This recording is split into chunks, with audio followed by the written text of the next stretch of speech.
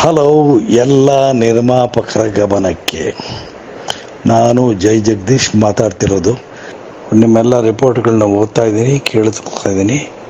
ನನಗೆ ನನ್ನ ಮಕ್ಕಳದ್ದು ಭಯನೂ ಇಲ್ಲ, ನಾನು ಕೇರು ಮಾಡಲ್ಲ. ನಿರ್ಮಾಪಕರು ದಯವಿಟ್ಟು ಭಿಕ್ಷುಕರಾಗಬೇಡಿ. ನೀವೇನಿದ್ರು ಅನ್ನ ಕೈ ಕೊಡೋ ಕೈ, ಯಾರಿಗೂ ಕೈ ಕೊಡಬೇಡಿ. ಸಾರಾ ಗೋವಿಂದ ಥರ ಆ ಫೋಟೋಗ್ರಾಫರ್ ಇದ್ದಾನಲ್ಲ, ಅವನ ಹೆಸರು ನನಗೆ ಸಡನ್ನಾಗಿ ಬಾಯಿಗೆ ಬರ್ತಾ ಇಲ್ಲ. ಅವನು ಯಾವುದೋ ಚಾನಲ್ ಕೆಲಸ ಮಾಡ್ತಾ ಇದ್ದಾನೆ. ಕಳ್ಳ ಅವನು ಸುಮ್ಮನೆ ಬಂದಿರೋದಕ್ಕೆ ಚೇಂಬರ್ ಒಳಗೆ ಬಂದಿರೋದೇ ಈ ಕನ್ನಡ ನಿರ್ಮಾಪಕರ ವೀಕ್ನೆಸ್ನ ತಿಳ್ಕೊಂಡು ಟಿ ವಿನಲ್ಲಿ ಟೆಲಿಕಾಸ್ಟ್ ಮಾಡೋಕ್ಕೆ ಬಂದಿರೋಂಥ ವ್ಯಕ್ತಿ ಅವನು. ಸಾರಾ ಗೋವಿಂದ ಅವರು ಇಂಡಸ್ಟ್ರಿಗೆ ಬರಬೇಕಾದ್ರೆ ಒಬ್ಬ ಪ್ರೊಡಕ್ಷನ್ ಬಾಯ್ ಆಗಿ ಬಂದರು.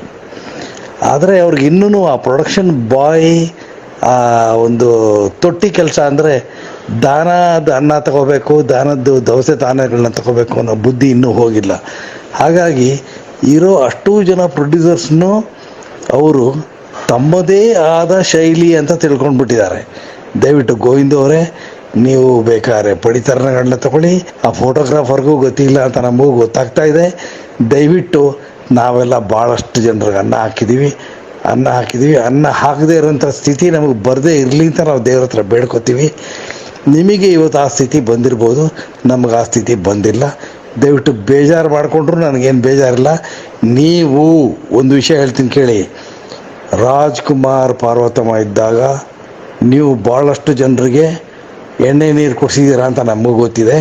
ಇವತ್ತು ನಿಮ್ಗೆ ಯಾರೂ ಕೇರ್ ಮಾಡಲ್ಲ, ನಾನು ಕೇರ್ ಮಾಡಲ್ಲ. ಯು ಆರ್ ಎ ಶಿಟ್. ಮತ್ತಷ್ಟು ಸುದ್ದಿಗಳಿಗಾಗಿ ನೋಡ್ತಾ ಇರಿ ಪಬ್ಲಿಕ್ ನ್ಯೂಸ್ 24x7. ಇದು ಸತ್ಯದ ಧ್ವನಿ.